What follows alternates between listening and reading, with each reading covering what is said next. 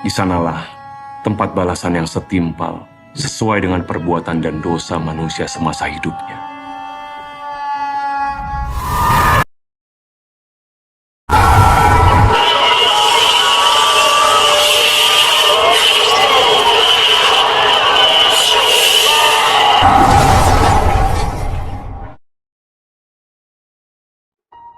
Hai seluruh, halo guys, selamat datang kembali. Bulan ini kita kedatangan film horor penutup akhir tahun yang sejak trailernya keluar aja udah buat kita merinding sendiri ngelihatnya. Bagaimana tidak, film ini terlihat sadis dengan sejumlah adegan yang membuat mata kita miris melihatnya. Sempat menjadi mimpi buruk bagi anak-anak generasi 90-an, komik Siksa Neraka karya Ember Rahimsyah akhirnya diadaptasi menjadi sebuah film yang digarap oleh The Company.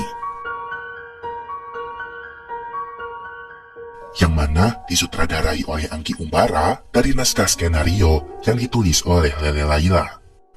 Mbak Lele ini sangat produktif ya tahun ini, banyak menulis skenario film horor dan rata-rata semuanya tembus 1 juta penonton. Film berdurasi 98 menit ini menghadirkan sejumlah aktor mulai dari pendatang baru sampai yang senior, seperti Aryo Wahab, Slamet Raharjo, Keisa Alvaro, Rizky Farel, dan juga Ratu Sofia. Film Siksa Neraka tayang serentak pada Kamis 14 Desember lalu di seluruh bioskop Indonesia. Sekarang kita akan masuk ke bagian plot cerita. Nah, bagi kalian yang tidak mau terkena spoiler, memang persilahkan untuk segera keluar dari channel ini. Hayu, luncur!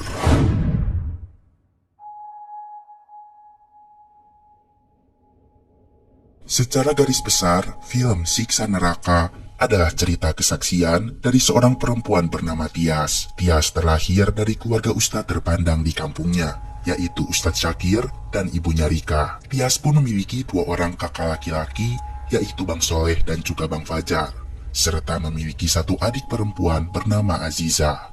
Umur mereka pun tidak berjarak jauh, terpaut sekitar 1 tahun saja. Namun, di antara keempat anak bapak, Tias adalah anak yang cukup berbeda. Bagaimana tidak, saat sedang berada di acara tahlilan, Tias melihat orang itu sedang disiksa di neraka. Dia pun berteriak sambil menunjuk mayat itu, lalu berkata jika dia disiksa di neraka. Ya, sepertinya Tias ini anak yang cukup sensitif, yang mana itu keturunan dari ibunya Rika yang memiliki indera keenam. Aziza! Aziza!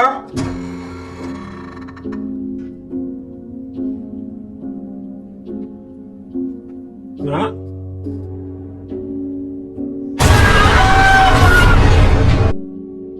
Selain sering membuat bapak malu, Tias juga anak yang mudah menangis. Lalu ia juga bodoh dalam pelajaran, sehingga kerap mendapatkan nilai kecil di sekolahnya. Ngayal yang aneh-aneh aja bisa, tapi kerjain soal matematika nggak bisa. Begitulah ucapan sang bapak. Hal itu membuat Ustadz Syakir tidak suka kepada Tias. Tias beserta ketiga saudaranya tumbuh dengan ajaran agama yang kuat. Mereka selalu diceritakan tentang adanya tempat yang bernama surga dan neraka. Surga adalah tempat dengan segala kenikmatan, sementara neraka di sanalah tempat yang setimpal sesuai dengan perbuatan manusia semasa hidupnya. Di sanalah tempat balasan yang setimpal sesuai dengan perbuatan dan dosa manusia semasa hidupnya.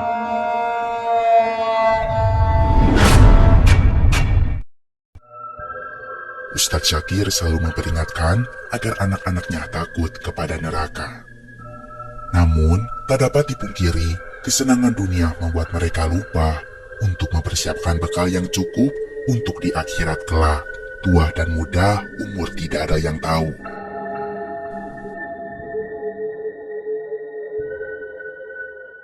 Cerita pun berlanjut 10 tahun kemudian, hingga akhirnya keempat anak ini tumbuh remaja dan menunjukkan ketertarikannya masing-masing. Aziza yang sedari kecil hobi bernyanyi akhirnya ikut sebuah kompetisi dan berhasil masuk ke babak final. Namun, Mimpi Azizah menjadi penyanyi sangat ditentang keras oleh Ustadz Syakir dengan alasan tidak baik perempuan ditonton oleh banyak orang, kemudian banyak mudorotnya. Soleh sebagai kakak ingin membantu Azizah mewujudkan mimpi itu dengan mengantarnya ke final lomba bernyanyi. Acara final itu diselenggarakan di kampung sebelah setelah Ba'da Isya, sementara sekarang sudah masuk waktu maghrib. Hanya tersisa waktu sekitar 1 jam lagi. Kebetulan pada malam itu, Bapak mendapatkan telepon jika ada warga yang meninggal sehingga Bapak dan Ibu harus pergi keluar rumah mengurus jenazahnya. Di saat itulah kesempatan bagi Azizah datang ke acara final. Soleh meminta Fajar dan Tias untuk ikut mengantarkan Azizah, namun Tias tidak mau karena takut dihukum oleh Bapak. Lagi pula belum azan Isya, nanti sholatnya gimana? Selain itu, besok lusa Tias ada ulangan. Tias mau belajar, takut nilainya kecil lagi. Namun, jika satu orang tidak ikut, maka mereka tidak jadi berangkat, ucap Bang Soleh. Dengan segala bujukan, Azizah terus merayu Tias agar ikut ke acara finalnya. Pada akhirnya, demi cita-cita sang adik, Tias pun ikut juga. Belum berangkat, Tias menyempatkan makan dulu seluruh karena sudah disiapkan ibu di meja makan, sementara yang lain sibuk mempersiapkan diri. Mereka berempat akhirnya pergi tanpa sepengetahuan kedua orang tuanya untuk ke desa seberang. Karena sudah terlambat, Bang Soleh menyarankan agar mereka lewat sungai saja, karena jika lewat jalan utama, tidak akan keburu. Nahasnya di tengah perjalanan seketika turun hujan dengan derasnya. Air sungai seketika naik dengan arus yang sangat kencang. Seketika keempatnya hanyut terbawa air sungai.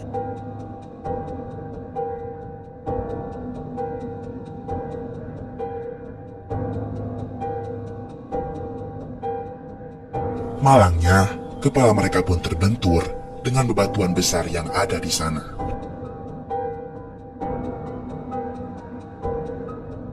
Selama berhari-hari, mereka pun menghilang, belum bisa ditemukan.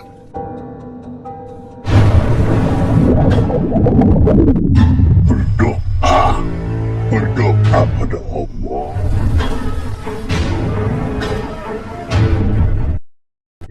Seketika Degan berpindah kepada keempat anak ustadz yang kini sudah ada di alam lain. Tak disangka, bekal ilmu agama yang selama ini diberikan Ustadz Syakir kepada anaknya tidaklah cukup, sehingga mereka masuk ke dalam neraka. Baik Fajar, Soleh maupun Azizah ternyata diam-diam melakukan dosa tanpa sepengetahuan orang tuanya, mulai dari menipu orang lain, berbohong, mencuri, sampai berbuat zina. Alhasil mereka pun harus mempertanggungjawabkan perbuatan mereka itu dengan mendapatkan siksa neraka.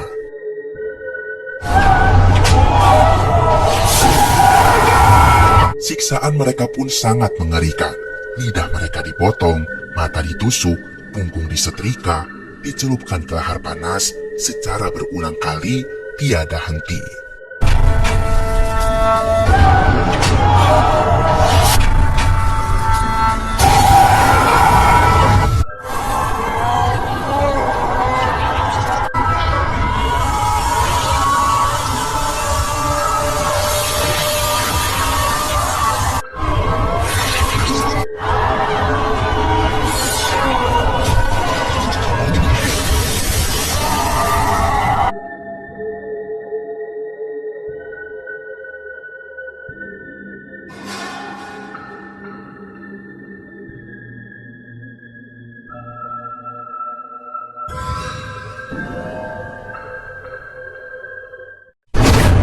Kalau anak kehilangan orang tua, disebut yatim piatu. Kalau orang tua kehilangan anak, disebut apa? Di alam dunia, akhirnya satu persatu anak Ustadz Syakir ditemukan juga seluruh, namun dalam keadaan tak bernyawa.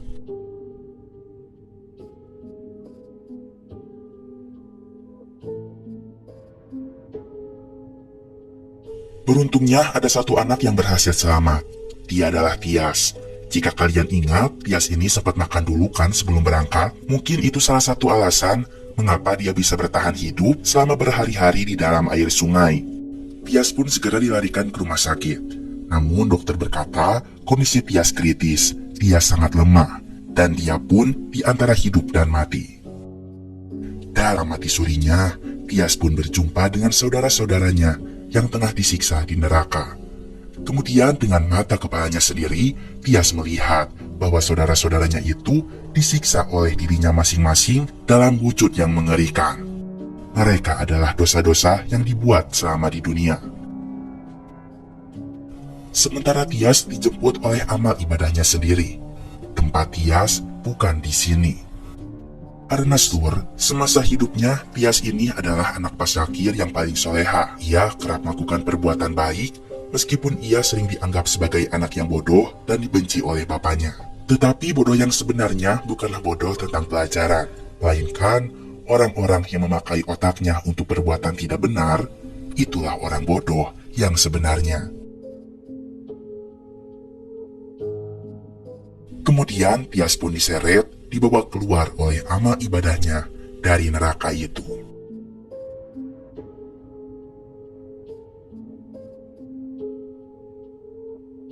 Akhirnya Tias pun sadarkan diri. Itulah kesaksian Tias saat mengalami mati suri, melihat saudaranya disiksa oleh dosanya sendiri. Bapak sampai saat ini selalu merasa bersalah karena belum cukup memberikan bekal untuk anak-anaknya. Saya selalu bertanya-tanya, apakah cukup bekal yang aku telah berikan kepada dia? Karena ia pikir waktu mereka masih panjang. Tapi perlu diingat, ajal tidak ada yang tahu, dan kapan saja bisa menjemput. Allahu Akbar. Allahu Akbar. Asyhadu an la ilaha illallah. Asyhadu an la ilaha illallah. Bapak, Ibu, dan Tias pun sering berkunjung ziarah supaya siksa mereka diringankan.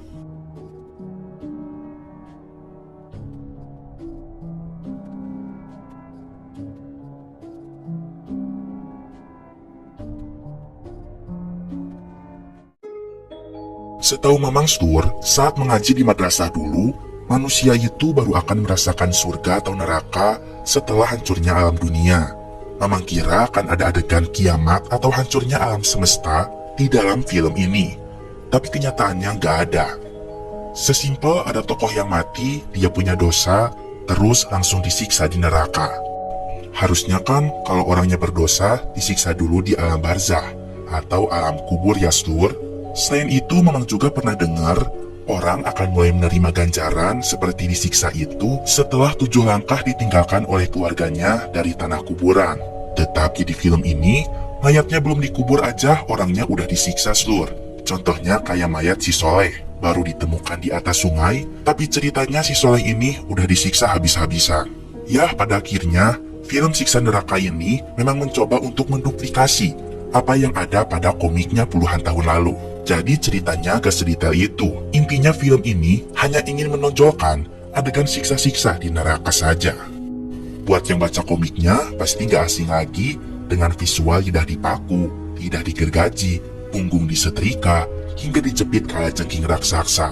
Semua suguhan visual neraka di film ini menjadi pengingat bagi penonton akan dosa yang pernah diperbuat di dunia. Perlu diingat juga bahwa film Siksa Neraka ini memiliki rating 17 ke atas Stur karena gambar-gambarnya yang cukup mengganggu. Oleh karena itu, bagi kalian Stur yang ingin menonton, pastikan kalian udah berumur 17 ke atas ya. Film Siksa Neraka masih bisa disaksikan di bioskop-bioskop di Indonesia. Hingga sekarang film ini pun berhasil meraup 1,5 juta penonton.